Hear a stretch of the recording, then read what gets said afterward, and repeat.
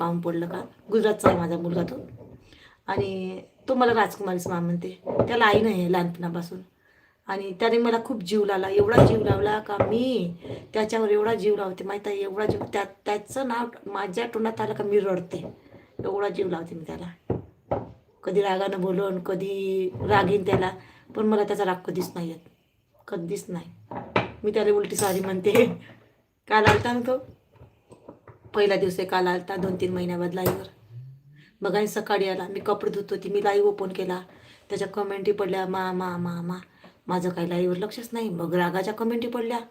मग मी बघितलं, मग मी कपडे धुवायला बसले, अजून भांडे घासाले. मग अजून रागाची कमेंट आली, काम काम करते बा तू, तू कामं नको करू.